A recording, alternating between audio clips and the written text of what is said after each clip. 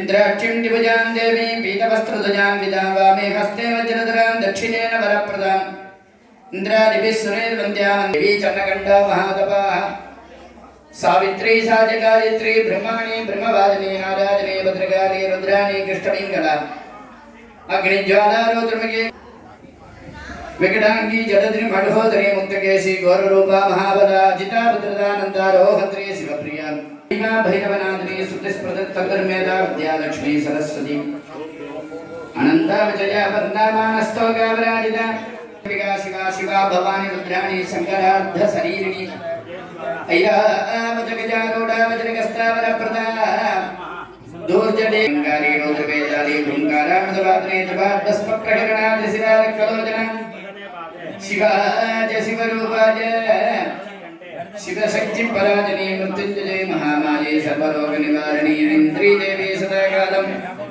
शांतिमास करोति मे भस्मादिदाय विद्महे रक्तनेत्राय धीमहि तन्नो जलहर प्रचोदयात् भस्मादिदाय विद्महे रक्तनेत्राय धीमहि तन्नो जलहर प्रचोदयात् ब्रह्माणि कमलेन्द्र सौम्यवदना मागेश्वरी लीलज कौमारी रिपुदर्पणासनगरी चक्रायुधा वैष्णवी वाराकी गणघोर कर्करमुखी कमट्री च चक्रायुधा चामुण्ड घननाद रुद्र सहिता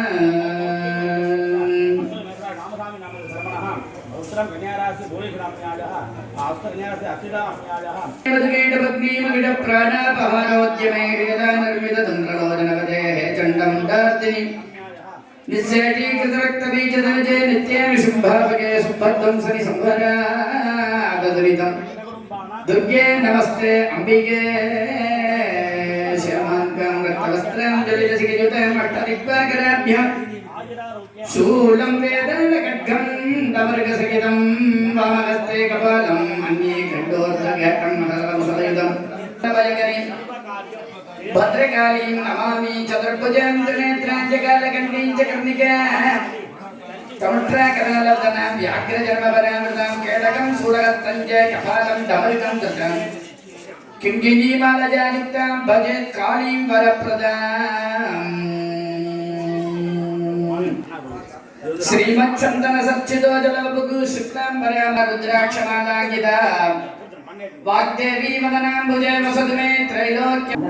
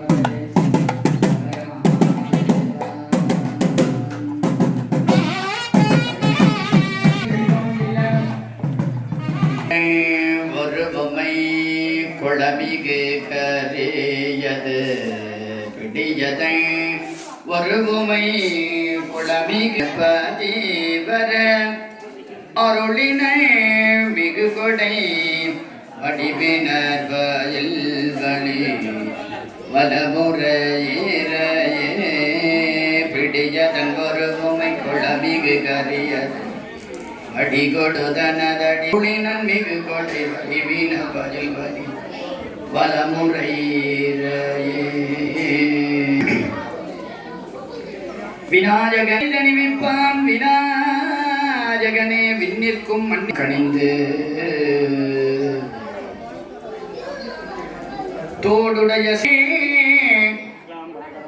ஏழுடைய மலரான் உனை நான் பணிந்து ஏத்த அருள் செய்த பீடுடைய பிரமாம் வைரமாம் கூறும் நாளாம் கொள்ளும் கிழமையாம் கோளும் தானாம் பருக அமுதமுமாம் பாலின் நெய்யாம் படத்தின் இரதமாம் பாட்டிற்பண்ணாம் ஒரு கால் உமையால்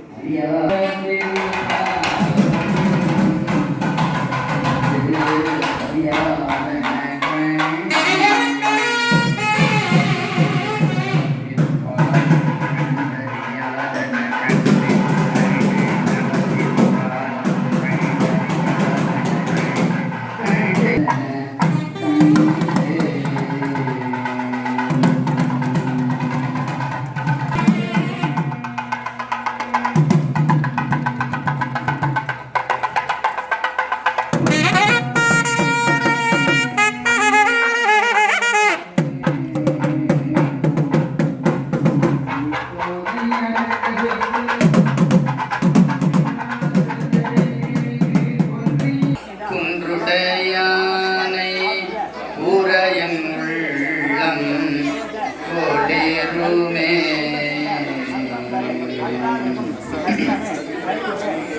தேனையும் பாடும் சீரா பள்ளியானை தேனையும் பாடும் சீரா பள்ளியானை திரை சூழ்ந்த காணல் மண்ணில் வாழ்வாரே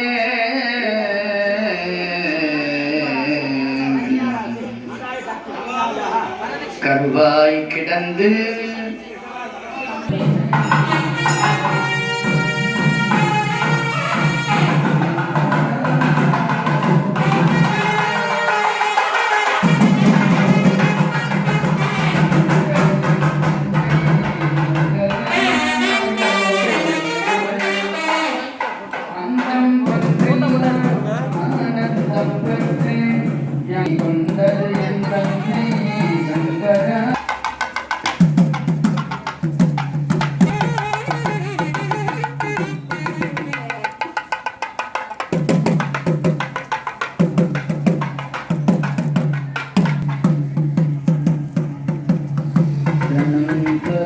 தெய்வ வடிவம் தரும் நெஞ்சிடமிலாயினம் தரும் பூங்குழலால் அபிராமி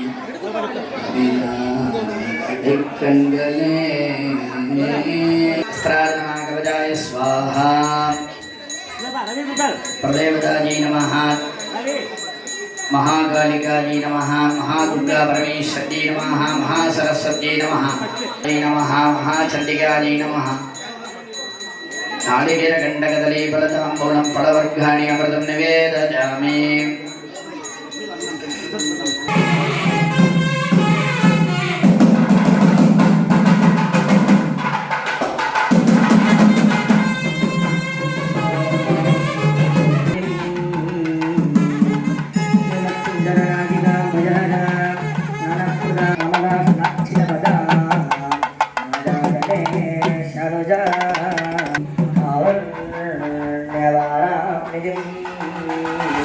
भीमे कालिकायै नमोस्तुते वयौवनसम्पन्ने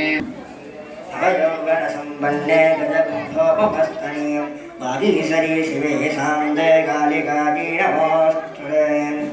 मूलदिग्मे दुरारोहेण नेत्रत्रयविभूषिते घोरः सत्तरे देवे कालिकायै नमोऽस्तुते यागागारी सावित्री गायत्री ब्रह्माणि ब्रह्मवादिनी महाराजनी भद्रकाली रुद्राणी कृष्णमंगला अग्निज्वाला रुद्रोक्षी कालरात्रि तपस्विनी मेघस्रा सहस्राक्षी विकटांगी किरोदरी महोदरी प्रदेशे घोररूपा महाबला गीता भद्रकाक्षरी परब्रह्मी स्थूल सूक्ष्मवर्धिनी नित्यमंगलकल्याणी भोगमोक्षप्रदायिनी अरायणासंज्ञे च भीमाविधाय विद्महे रत्ननेत्राय धीमहि तन्नो जरहर प्रचोदयात् भस्मायुधाय नेत्राय धीमहि तन्नो जरहर प्रचोदयात् भस्मायुधाय विद्महे नेत्राय धीमहि तन्नो जरहर प्रचोदयात्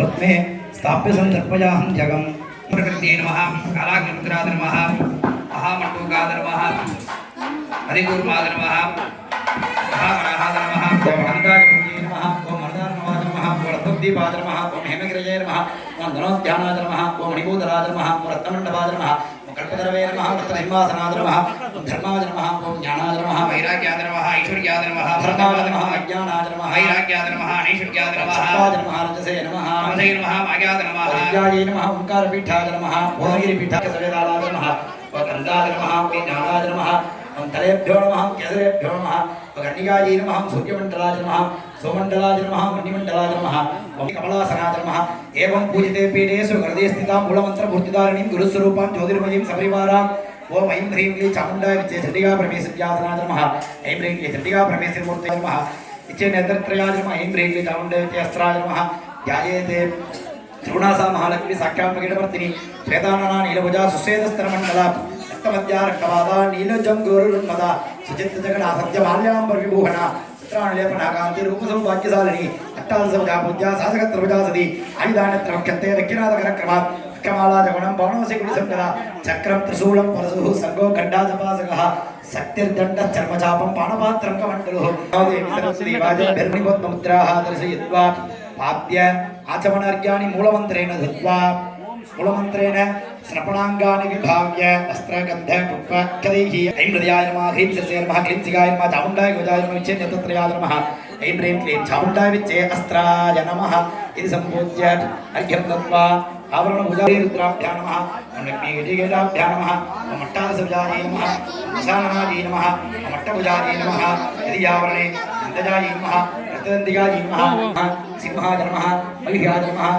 प्रियावरणे ब्राह्म्यै नमः मागेश्वर्यै नमः कौमार्यै नमः वैष्णव्यै नमः वाराह्यै नमः नारसिंह्यै नमः ऐन्द्रै नमः चामुण्डायै नमः पंचमावरणे ओम सदाकवीरवाय नमः वीरवाय नमः नमः सप्तावरणे ओम विष्णुवाय नमः ओम चेतनायै नमः ओम बुद्धि नमः ओम शक्ति नमः ओम कृष्णायै नमः ओम शान्त्यै नमः ओम जात्यै नमः ओम लज्जायै नमः ओम शान्त्यै नमः ओम श्रद्धायै नमः ओम कान्त्यै नमः ओम लक्ष्मी नमः ओम दद्ध्यै नमः ओम बुद्ध्यै नमः ओम शक्त्यै नमः ओम दजायै नमः ओम दुष्टै नमः ओम पुष्ट्यै नमः ओम मातृभ्यो नमः ओम भ्रात्यै नमः चिन्त्यै नमः नमावरणे महेन्द्राय नमः अग्नेय नमः यमाय नमः मृदये नमः वरुणाय नमः शेषाय नमः कमावरणे ओम वज्राय नमः ओम शक्तये नमः ओम दण्डाय नमः ओम खड्गाय ओम पद्माय नमः ओम चक्राय नमः नमावरणे ओम गणपतये नमः ओम क्षेत्रपालाय नमः ओम वडुगाय नमः योगिनेभ्यो नमः नमावरणे देवतां कविसती नमः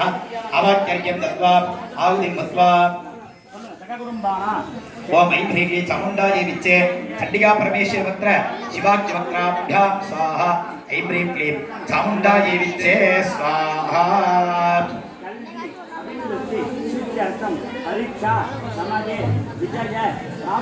संपूज्य भयागाग्निसभिः आत्मना सह नाडी आत्मभागं केवलं कृतेन अन्यो कृतमधुभ्यां संयोज्य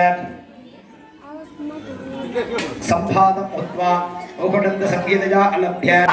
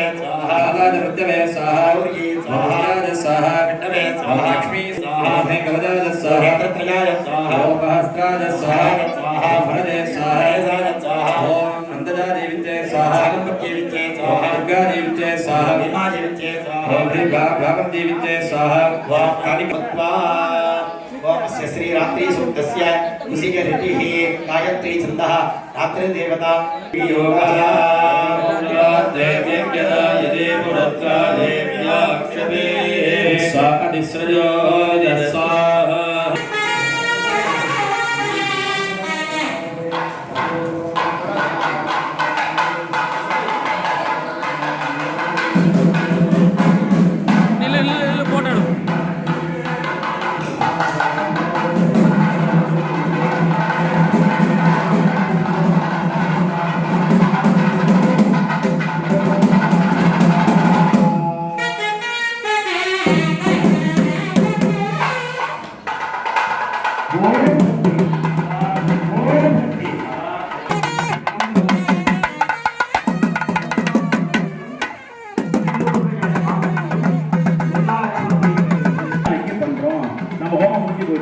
வீட்டுக்கு போகலாம் நினைக்க வேண்டாம். இந்த 1லேருந்து 13 வரை அம்பாளுக்கு அபிஷேகம் பார்த்ததுக்கு வீட்டுக்கு போகலான்னு சொல்லிக் கொள்கிறோம். இப்போ முதல் காளி மகாகாளி சந்திக்கு 13 அத்தியாயம் முதல் காளி மகாவுடைய அருளோடு நமது ஆலயத்திலே பெற்று 4வது வருடத்தினுடைய வருடாபிஷேகம். ஒவ்வொரு வருடமும் நமது ஆலயத்தினுடைய மண்டலாபிஷேக பூர்த்தி 48 நாள் பூர்த்தியில பார்த்தீங்கன்னா சண்டிகோமம் பண்ணியிருப்போம். அதுபோலவே ஒவ்வொரு வருடமும் இந்த சண்டி யாகமானது தொடர்ந்து நிகழ்ந்தேறி வருகிறது. அதிலே 4ஆம் வருடாபிஷேகத்தை முன்னிட்டு நேற்றைய காலை பொழுதிலே விநாயகர் முதல் அனைத்து சுவாமிகளுக்கும் தனித்தனியாக கலசங்கள் அமைக்கப்பட்டு அந்தந்த தெய்வங்களுக்கு உரியதான யாகங்கள் நடைபெற்று சிறப்பு அபிஷேகத்தோடு கூட நேற்றைய தினம் காலை பொழுதுடைய யாக வைபவங்கள் நிறைவுற்றது. நேற்றைய மாலை பொழுதிலே அதிவாசம் என்று சொல்லும் வகையிலே ஒரு இரவு முழுவதும் அம்பிகையை இந்த சண்டி ஹோம யாகசாலையிலே தங்கச் செய்யும் வண்ணம் ஸ்திரத்துவம் செய்ய இன்றைய தினமும் பாராயணம் செய்விக்கப்பட்டது. நேற்றைய தினத்திலே இந்த சண்டி ஹோமத்தினுடைய பிரதான மந்திரமாக இருக்கக்கூடிய நவாக்ஷரி என்று சொல்லக்கூடிய மந்திரங்களை கொண்டு நேற்றைய தினம் யாகமும் காலை பொழுதிலே இந்த தெய்வங்களுக்கெல்லாம் புனர் பூஜை என்று சொல்லும் வகையிலே பூஜைகளானது நடைபெற்று அக்னிகாரியம் என்று சொல்லக்கூடிய வழிபாடானது வேள்வி வழிபாடானது நடைபெற்று இப்பொழுது சண்டி ஹோமத்தினுடைய பிரதான அங்கமாக இருக்கக்கூடிய இந்த 13 அத்தியாய தெய்வங்களுடைய யாகமானது ஆரம்பம் செய்யப்பட இருக்கிறது.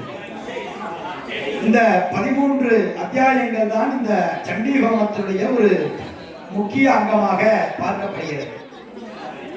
அப்ப இந்த ஒவ்வொரு அத்தியாயங்களுக்கும் ஒவ்வொரு பாகங்களுக்கும் ஒவ்வொரு விதமான அம்பிகை எழுந்து நமக்கெல்லாம் அருள்பாலிக்க இருக்கிறார். அந்த வகையிலே முதல் அத்தியாயம் இந்த அத்தியாயத்தினுடைய தலைவியாக விளங்கக்கூடிய அம்பிகை மகா காளி சண்டிகை என்று சொல்லக்கூடிய அம்பிகை தான்.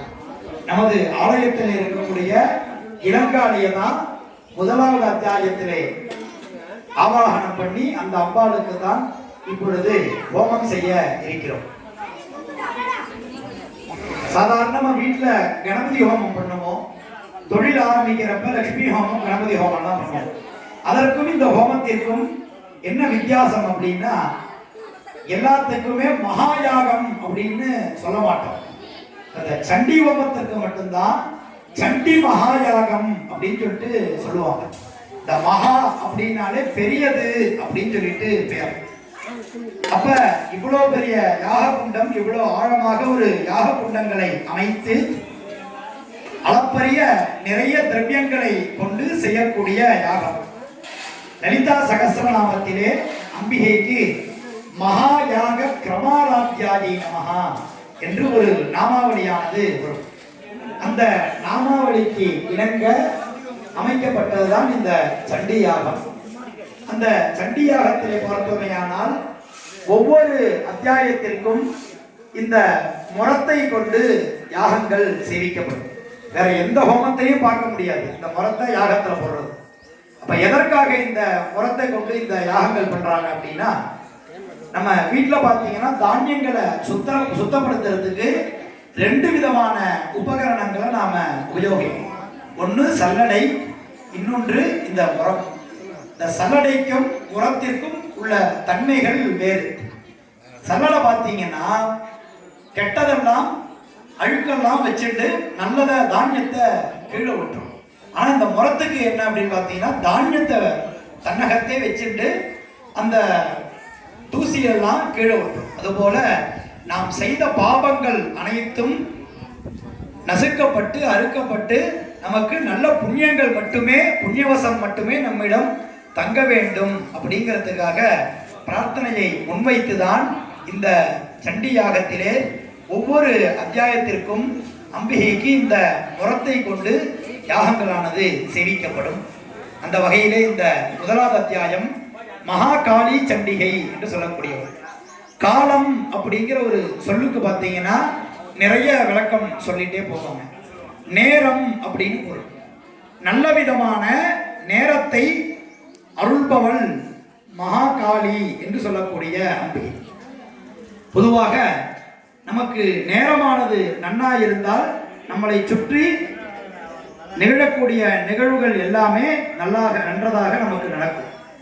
அப்ப நமக்கு நல்ல விதமான நேரங்களை, நல்ல விதமான காலங்களை அருள வேண்டும் அப்படின்னா நாம யாரை நினைத்து துதிக்கணும் அப்படின்னா இந்த மகாகாளி சண்டிகையை தினந்தோறும் ஆராதிக்க வேண்டும்.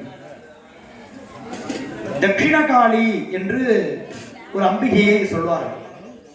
தட்சிணம் அப்படின்னாலே ஞானம் அப்படின்னு சொல்லிட்டு இன்னொரு பொருள் சொல்லுவாங்க. அதற்குத்தான் தட்சிணாமூர்த்தி அப்படின்னு சொல்லக்கூடியது பார்த்தீங்கன்னா ஞானத்தை தரவல்லவர் குரு பகவான் அப்படின்னு சொல்லிட்டு சொல்லுவோம். அப்ப இந்த ஞானத்திற்கும் இந்த காளி அம்பிகைக்கும் நிறைய தொடர்பு பார்த்தீங்கன்னா உண்டு.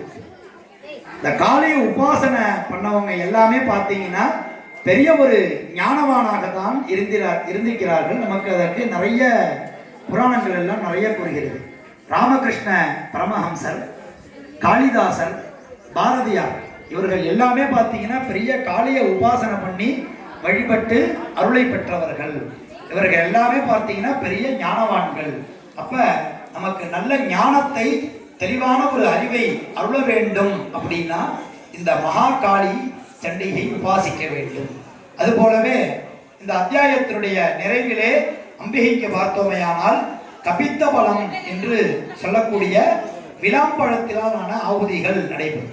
இந்த விளாம்பழத்தை இரண்டு பேர் பார்த்தீங்கன்னா பங்கு போட்டு திங்கக்கூடாது, சாப்பிடக்கூடாது அப்படிமா. எதற்கு அப்படின்னா அதுல ஞான விதை அப்படின்னு சொல்லக்கூடிய ஒரு விதை இருக்குமா. அந்த விதை ஒருத்தருக்கு மட்டுமே போய் சேர வேண்டும் அப்படிங்கிறதுக்காக பங்கு போட்டு இந்த பழத்தை திங்கக்கூடாது அப்படின்னு சொல்லிட்டு சொல்லுவாங்க. அது மட்டும் இல்லாமல் வடமொழியிலே இந்த பழத்திற்கு கபித்த பழம் என்று சொல்வார்கள். கபித்தம், பித்தம் அப்படின்னாலே தெரியும், புத்தி சரியா இல்லாதவங்க. அப்ப இந்த பழத்தை யார் ஒருவர் ஒரு மண்டலம் சாப்பிட்டு வராங்களோ அவங்களுக்கு புத்தி சுவாதீனம் இல்லைன்னாலும் இந்த பழத்தை உட்கொண்டு வரும் நிலையிலே நல்ல விதமான கவித்துவத்தை அடைவார்கள். அதாவது கஹா கவிஹி கஹா பித்தஹா கபித்தஹா என்று சொல்வார்கள். அப்பேற்பட்டதான ஞானத்தை அருளவல்ல பழம் இந்த கபித்த பழம். இந்த சண்டி ஹோமம் இப்ப ஒவ்வொரு புராணங்கள் இருக்குன்னா எதற்காக உருவாச்சு அப்படின்னு சொல்லிட்டு ஒரு காரணம் இருக்கும் இல்லைங்களா? இப்ப ராமாயணம் உருவாச்சு அப்படின்னா ராமர் நிறைய கதாபாத்திரங்கள்லாம் இருக்காங்க, ராவணன், அந்த கதைகள்லாம் வருது. அதை சேர்த்துதான் நம்ம ராமாயணம் அப்படின்னு சொல்றோம். மகாபாரதம் அப்படின்னா கிருஷ்ணர், பஞ்சபாண்டவர் அவர்கள்லாம் இருக்காங்க, அதற்குரிய நிறைய புராணங்களை சேர்த்து மகாபாரதம் அப்படின்னு சொல்றோம். அது போலவே இந்த தேவி மகாத்மியம் அப்படிங்கிறது பார்த்தீங்கன்னா சுரதன் என்று சொல்லக்கூடிய ஒரு ராஜா இருக்கார், சமாதி அப்படின்னு சொல்லக்கூடிய ஒரு வாணிபர் இருக்காங்க. இந்த இரண்டு பேருமே பார்த்தீங்கன்னா இந்த ராஜா வந்து தன்னுடைய மந்திரிகையினுடைய சூழ்ச்சியினால தன்னுடைய ராஜ்யத்தை இழந்துடுறாரு. அந்த வாணிபரும் தான் சம்பாதித்த அனைத்து செல்வங்களையும் தன்னுடைய வியாபாரத்திலே இழந்துடுறாங்க. அப்ப இந்த ரெண்டு பேரும் என்ன பண்றாங்க, எல்லாம் நிர்கதியா ஆன பிறகு இரண்டு பேரும் ஒரு காட்டை நோக்கி நடக்கிறாங்க. அப்படியே போறப்ப ரெண்டு பேரும் சந்திச்சுக்கிறாங்க, இந்த ராஜாவும் இந்த வாணிபரும் சந்திச்சுக்கிறாங்க. தனக்கு என்னென்னலாம் நேர்ந்ததோ அந்த கவலைகளை எல்லாம் ரெண்டு பேரும் உரையாடி கொள்றாங்க. அப்படியே போயிட்டே இருக்கிறப்ப ஒரு குடில் ஒண்ணு தென்படுறது. இந்த குடில பாத்தீங்கன்னா மேதஸ் அப்படின்னு சொல்லக்கூடிய ஒரு முனிவர் இருக்கார். இந்த முனிவர்கிட்ட தங்களுடைய குறைகள் எல்லாம் சொல்லும் பொழுது அந்த முனிவனானவர் இது போலவே இந்த சண்டி ஹோமம், தேவி மகாத்மியம் என்று சொல்லக்கூடிய ஒரு உயரிய 700 மந்திரங்கள் இருக்கிறது. இந்த 700 மந்திரங்களை நீங்கள் யாகம் செய்து அம்பிகையை வழிபட்டு நீங்கள் செய்து இந்த ஹோமத்தை செய்தீர்களானால் நீங்கள் எல்லா இழந்த செல்வத்தையும் இழந்த ராஜ்ய பதவியையும் உங்களுக்கு அம்பாள் கொடுப்பாள் அப்படின்னு சொல்லிட்டு சொல்றாங்க.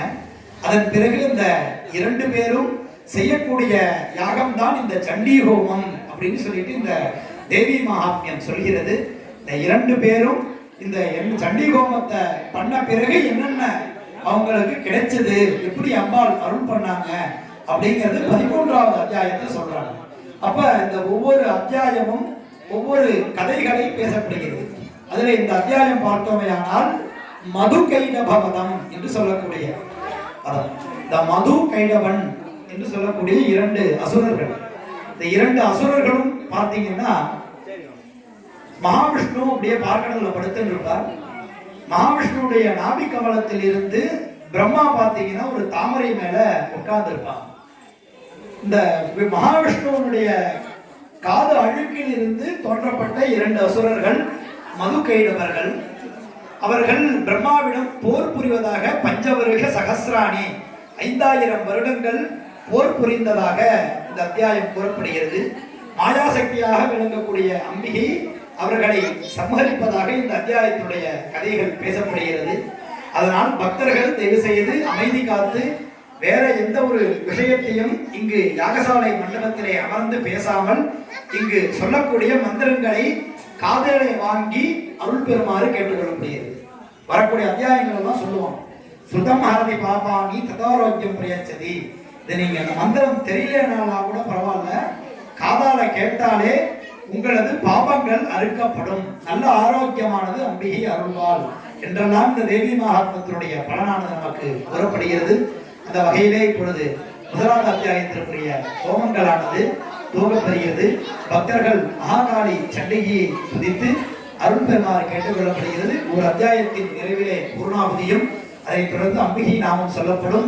பக்தர்கள் ஜெயஜயா என்று சொல்லி அம்பிகையினுடைய அருள் பெற வேண்டி இப்பொழுது 1வது அத்தியாயத்தினுடைய யாகங்களை துவங்குகிறோம்.